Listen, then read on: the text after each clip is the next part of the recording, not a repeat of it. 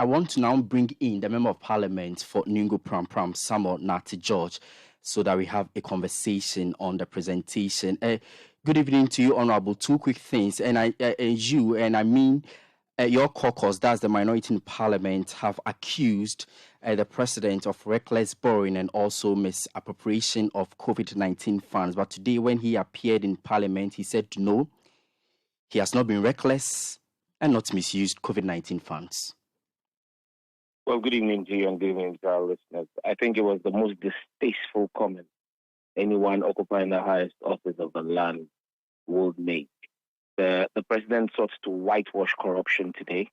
And like I've always said, the president is a big beneficiary of the things that he defends. He's the clearing agent extraordinaire of corruption in our country, ensuring that his appointees continue to misappropriate proceeds of corruption in government. How can the president say to us that there is no evidence of reckless spending when in 2021, when there was a lockdown, when the borders were closed, no flights were allowed in or out of Ghana, his Ministry of Health spent 36 million on conferences during COVID when we were in lockdown. His Ministry of Health spent 36 million Ghana cedis on conferences. And the president says that is not corruption. The president says that everything is kosher with the expenditure that was done. The president has the effrontery to question the legitimacy and authenticity of the Auditor General's report on COVID-19 expenditure. I mean, when you have a president who has literally cleared every appointee of his who's been whether caught on tape right in the act of corruption, or there is glaring evidence that even a blind man can see and the deaf can hear that this is corruption. President Akufo-Addo has failed to see or hear corruption. Why won't he come and stand aloof in Parliament before the world, the international community, and say that as far as he's concerned, there's been no reckless spending? If there has been no reckless spending, we should not be hand in palm before the IMF begging for a paltry $3 billion when resources that were made available to him came to a total of $7 billion. He had resources in the last 18 months or in the 18 months of COVID ravage totaling $7 billion. Today, we are doing la sulala begging the IMF, small boys in jackets in Wall Street, for $3 billion. And the president has the effrontery to say that there was no reckless spending. Was that not the basis for him to have made the unguided comments of saying that nobody will receive a haircut and people have not just received haircuts but headcuts? I mean, look, we have a president whose word is not worth the paper on which it is written because he cannot be trusted to be honest and to speak with candor. And I mean, the president displayed it today. He displayed it today. I cringed. And for the media men who were in Parliament post the interviews, when President Akufo was leaving, I was granting an interview. I actually broke the interview and made a comment to President Akufo, and he just smiled and called me a bad boy. But he agreed with the point I was making, that it is unbecoming and unthinkable that President Akufo-Addo will have the effrontery and the temerity to address this country when President Akufo is sitting there and say that he, President Akufo-Addo, has done more infrastructure than any president in the Fourth Republic. And mind you, I didn't even make reference to President Mahama because President Mahama, when it comes to infrastructure, is in a league of his own in this Fourth Republic. No president comes close to him. But even with President Akufo, who is of the Dankwa Buzia Dombo stock, President Akufo-Addo is not fit to lace his shoes when it comes to infrastructure. Because at least you can credit President Akufo with some dualization of portions of the Accra-Kumasi road. You can credit him with the Cape Coast Yaburansa road that he worked on. What has President Akufo-Addo done? Which project has he commenced and completed in his 6 years in office? He should show us. What can he show for increasing our debt stock from 120 billion Well, Mr. Sam George, before we come to all these issues, let's stay with the COVID-19 expenses.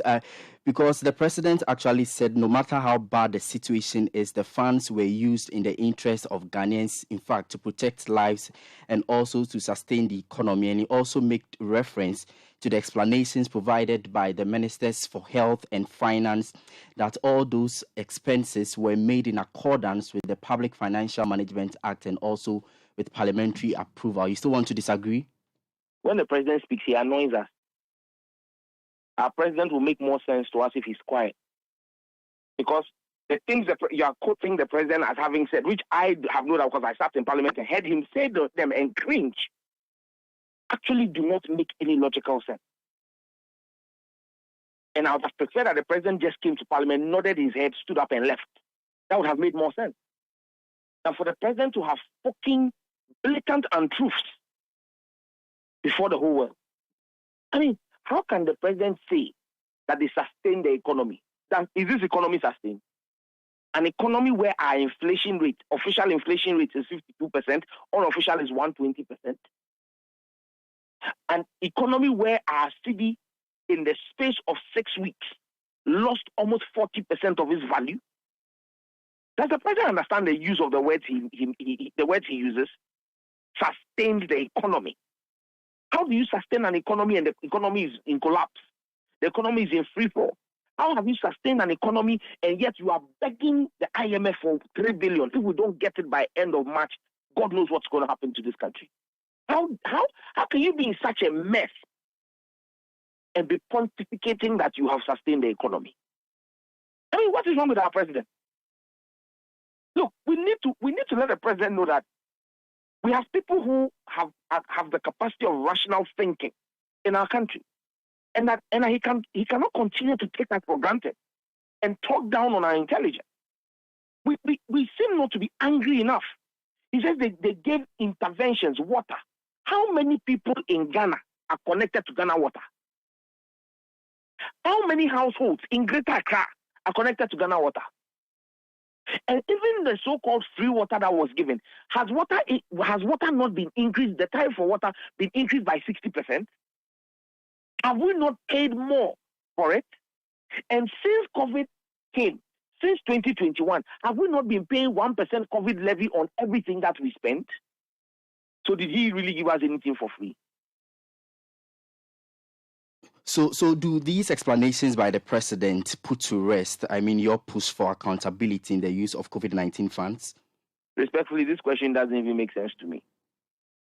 Respectfully, with the greatest bit of respect. I've just explained to you in so many words. No, I am asking because the president said doesn't make sense. So how can it put paid our call for accountability? Mr. Assam, I'm asking because I know your minority side in parliament is actually still pushing. And in fact, your minority leader, that's Dr. Keselato Forson, has said that there's going to be a roadmap in terms of accountability of COVID-19 funds. But despite the fact that you are still pushing, the president says that we should put the matter to rest based on the explanations that the ministers of finance and health have given. So I'm just asking, what new thing is the minority going to do this time around? Well, it's not about the minority, it's our parliament. The Speaker of Parliament has referred the Auditor General's report on COVID-19 expenditure to the Public Accounts Committee. The committee will begin sitting very soon on that report, and we would drill deep and dig deep into the matters and name and shame the individuals in that report who have fleeced the state and brought us to this place. It is not because the president comes to stand in parliament and speak and spew lies in a Cockney accent that would assuage our demand for accountability. This demand for accountability would go even beyond his government into the next NDC administration to ensure and insist on prosecution of everyone in government who has benefited from COVID-19 expenditure. When the president's own party candidate, his own parliamentary candidate in the Sagnerugu constituency is on tape as having said that she received COVID-19 funds, and there is video evidence of her staring out and doling these monies out like confetti. The president comes to stand there and thinks that he can wash away by mere words of his mouth that are not backed by any fact. the fact that he has superintended over the biggest heist from our public purse. We have accused political parties and previous governments of stealing from the public purse. President Akufo-Addo has superintended over stealing the public purse. He hasn't stolen from the purse. He's stolen the purse with his appointees. And he will be held accountable for it with them when the time is right. Very well. Let's move away from COVID-19 expenses and then talk about infrastructure, which you were earlier making some argument on. But in fact, the president said that there is no government in the Fourth Republic that has actually achieved more in terms of infrastructure, in particular roads.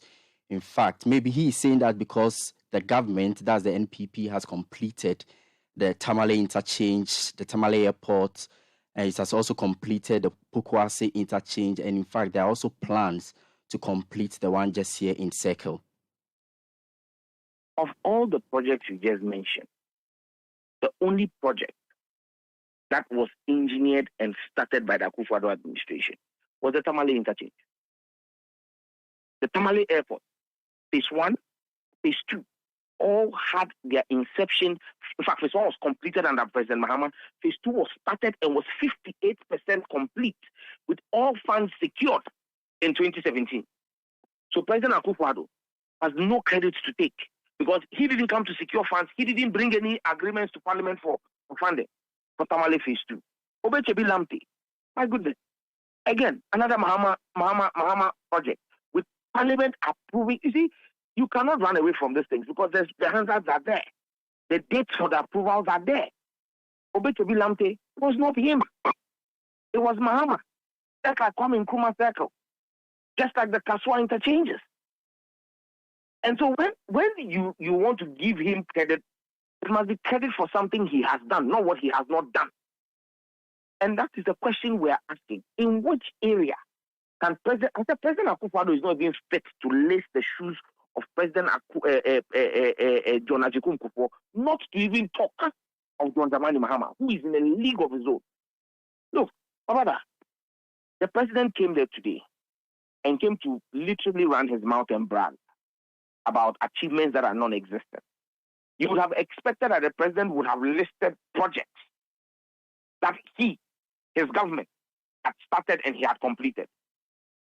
But he knew that if he did that, he possibly would have stormed him out of Parliament because he knows Parliament is a house of record. He could not mention projects. You have tried to even make it palatable for him by trying to mention some projects. He couldn't mention the project because there are no such projects that exist. And so, what infrastructure has President Akufo-Addo built? If you look at his statement, he outlined... Ghana is not Chebi. And so when they look at the fact that even in Chebi they have done asphalt in the cemetery, he should not assume that is Ghana. Mr. Sam George, in fact, in the statement, he's outlined some of the things that he's done. For example, he mentioned that he's increased the number of public libraries from 61 from independence until 2017 to 115 in 2012, provided more equipment to security agencies. He's successfully implemented digital address system. He's also significantly financed the governance of anti-corruption agencies. And a raft of, some of these things that he said to his credit, because he mentioned emphatically that beyond the construction of roads, these are some of the things that the NPP government has done. Let me respond to them, as you have mentioned. Purchase of equipment for the military. Do you know what the track record of previous administrations are compared to him? What? He's talking about 140 APCs and 70 Husky vehicles that we have recently acquired. Do you know the number of APCs that were procured under the Mahama administration and the Mills administration, and even the Rawlings administration for the military? Morale in our military is at its lowest. That's why the military is venting out their anger on innocent citizens across the country, like you saw 2 days ago or yesterday in Ashama. Because morale is so low. Because the commander-in-chief has sat back aloof and not cared about the welfare of his men. Digital address system. My goodness. Like their own slogan said, Jack, where are you?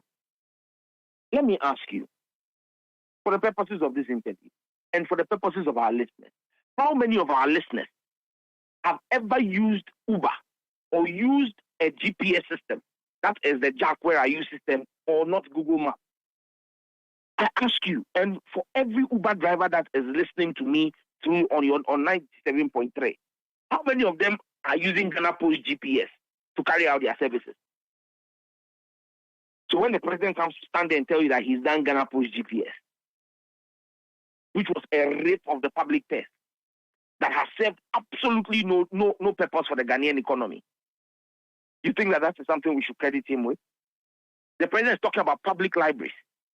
My goodness, what did he know about the public library system? That was a project that was commenced under the libraries board that was a pet project of the then second lady, Madame Matilda Emisata. If you get to Kaokudi, there is a library that was completed in 2016. This government refused to open it because they wanted to wait for 4 years for people to forget that library just after Gold House at Kaokudi, state of the art, before Zenith Bank, was completed, ready for handover, but they kept it under lock and key. You go towards Pokwase, Amasaman, there is a library completed with books. 6 years has been locked. It's not being used. And he comes to stand here because those are not projects he knows about. So what can we really credit him with? He talks about fiber. Jesus Christ. And that his government has laid more fiber. In which country? And that's why I don't think the president gave the state of Ghana, the nation Ghana's address. Because when you're talking about fiber infrastructure in Ghana, the biggest state fiber infrastructure in Ghana is the 700-kilometer fiber optic cable that we call the Eastern Corridor Fiber. That carries fiber all the way from Ho to Yendi and branches off towards Boku. Built under President Mahama through a Danida project. At that time, I was on secondment to the Ministry of Communications under the ministership of Edward Omani-Boama. 700 kilometers, 48 core fiber. He should show me which fiber he has laid. That is up to 700 kilometers. Under that same administration and starting with Haruna Idrisu and then Omani-Boama, we had 300 kilometers of metro fiber in Tema and Accra. What has he laid? You understand me? When you come to LTE base stations, we set up 119 LTE 4G base stations. When you see the national security operatives walking around carrying those big phones that they call Gota phones, the 029, they run on our LTE base station infrastructure that we implemented for them. What are they talking about? Okay. Well, away from the State of the Nation's address, quickly, Mr. Sam George, let me pick your thoughts on this. There is this statement you have cited from your party, that's the NDC. In fact, barring MPs from traveling for the next 23 days because of some issues they have raised. What can you tell us about this whole move by your party asking you to suspend some campaign activities and also ensure that you remain in Parliament for the next couple of days? Respectfully, I will do that, but just in 1 minute. Do you realize that the president started his address by saying that we have freedom of expression and that even the diplomatic corps are free to engage in our national conversation? You ask yourself what is wrong with the president. The president forgets that on the 28th of January 2021, just 28th of January 2022, last year, he summoned the diplomatic corps to Pediasi and warned them to stop speaking about corruption in his government. Sternly warned them. Yet this is the man who says we have freedom of expression. We'll deal with him properly in the coming days during the debates on the floor. But to the directive by the party, we have to safeguard our democracy. You have an electoral commission that has gone rogue, and that is aided by an abetting government, political party in government, that seeks to usurp the fundamental right of Ghanaians to vote as enshrined in the 1992 Constitution. It is imperative on us as members of Parliament, on the NDC side, even at the peril of our own campaign for our re-election, to stay in Parliament and ensure that under no circumstances should we allow the Electoral Commission, that doesn't know what it is about, come and railroad itself through Parliament with the connivance of the majority, because we would have been on the campaign trail. Because let me give you a clear example, a clear indication of what this is about. The EC is looking to introduce a new CI. The whole government of that new CI is that they want to use the Ghana card as the sole mode of registering onto the voters register roll. Why are you using the Ghana card? They claim the Ghana card is more robust and that they, in their own system, original EC system, allowed for guarantees. The EC came to Parliament with this explanation without knowing that the Ghana card they want to use allows for guarantor system. That is how incompetent and clueless the Electoral Commission is.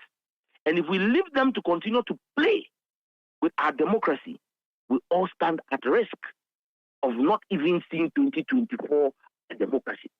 And so it behoves on us as a party to ensure that we are in Parliament and decide and make sure that the right things are done, and let the EC, who claims, some of the claims of the EC just let you see how clueless Jean Adukwe-Mensah is. She claims that the guarantor system of the National Identification Authority is more robust than the guarantor system of the EC. When the EC is doing the guarantor system, when they are doing registration and people come to guarantee, political parties have representatives at every polling station who are present to challenge the legitimacy of persons claiming to be Ghanaians. During the NIA registration, have you seen any political party or any civil society at NIA offices who are challenging eligibility of people? So when you have a system where political parties who are stakeholders in our democracy can challenge the eligibility of somebody, Jean Mensah says that is not robust enough. And that a system where there is no basis for challenge in real time, that is a more robust system. You have an issue that is thinking backwards. We need to reorient them and put our democracy back on track. Very well. We are grateful. That's Samuel Nartey George, Member of Parliament for the people of Ningo-Prampram in the Greater Accra region.